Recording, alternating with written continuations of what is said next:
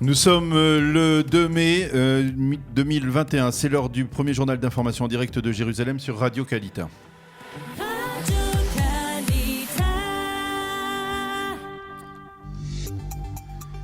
L'État d'Israël marque aujourd'hui, 2 mai 2021, 20 Iyar 5781, une journée de deuil national à la mémoire des 45 victimes de la catastrophe de Méron. Une journée au cours de laquelle les drapeaux de l'État d'Israël resteront en berne. Une journée au cours de laquelle, dans les établissements scolaires du pays, les enseignants mentionneront chacun à leur manière le drame terrible qui s'est produit dans la nuit de jeudi à vendredi près du tombeau de Rabbi Shimon Bar Yochai. Une journée au cours de laquelle les événements de loisirs et de détente ont été annulés ou reportés.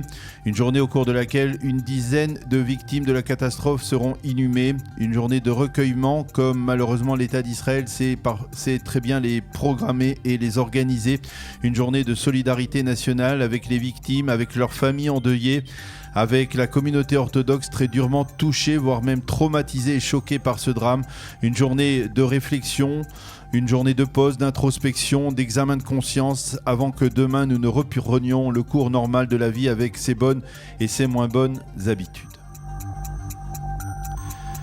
L'immense majorité des 45 victimes ont été identifiées. Les scènes de douleur devant le centre médico-légal d'Abou Kabir vendredi et hier soir après la fin de Shabbat étaient particulièrement douloureuses et très difficiles à vivre. Alors qu'il est 13 blessés graves et moyennement atteints sont toujours dans les hôpitaux israéliens. Les obsèques de la plupart des victimes se sont déroulées vendredi après-midi et hier soir depuis la fin du Shabbat. Ainsi, dans la maison mortuaire de Shemgar à Jérusalem, les enterrements se sont succédés les uns après les autres jusqu'au milieu de la nuit. Même chose à Bnei Brak et à Beth Shemesh où habitait une partie importante des victimes. Aujourd'hui se dérouleront les obsèques de certaines des victimes qui ont de la famille à l'étranger et qui attendaient la fin de Shabbat pour pouvoir prendre un vol vers Israël. Et lorsque l'on fait ce matin le terrible décompte des victimes, on s'aperçoit qu'il y avait des enfants, des adolescents, de jeunes pères de famille, mais aussi des pères de familles nombreuses et que derrière ce terrible chiffre de 45 victimes se trouvent aussi de nombreuses épouses éplorées, mais plus encore des dizaines et des dizaines d'orphelins qui grandiront sans avoir leur père à leur côté. Soulignons que dans quelques instants sur Radio Kalita, nous rendrons hommage avec Eliana Gurfinkel aux 45 victimes de cette catastrophe. La police israélienne enquête sur les circonstances du drame. Des officiers supérieurs de la police affirment qu'ils ont mis en garde les organisateurs de la Hiloula de Méron sur le danger représenté par la présence de plusieurs dizaines de milliers de pèlerins en même temps dans la proximité du tombeau de Rabbi Shimon Bar Yochai. Mais ils ont apparemment cédé aux pressions des organisateurs orthodoxes. C'est ce qui ressort d'une réunion de préparation qui s'est tenue il y a 2 semaines et au cours de laquelle l'événement dans son ensemble a été validé par tous les organisateurs.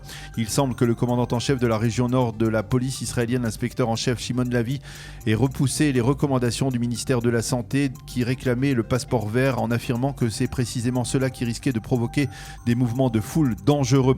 Le ministre de la Sécurité intérieure, Avi Ohana, a déclaré hier soir qu'après les obsèques des victimes de la catastrophe, il se présentera devant les caméras et endossera l'entière responsabilité de ce qui s'est passé. Mais a-t-il précisé, endosser la responsabilité ne signifie pas être coupable. Il a rendu hommage aux officiers de la police et en particulier à l'inspecteur Shimon Lavi. En raison de la journée de deuil national proclamée pour aujourd'hui par Binyamin Netanyahou, les pourparlers en vue de la formation du gouvernement ont été suspendus. Il n'est pas impossible d'ailleurs que le président de l'État, Reuven Rivlin, accorde un délai supplémentaire de 14 jours au Premier ministre afin de ne pas avoir à mélanger entre le deuil national et les tractations politiques en vue de la formation du prochain gouvernement.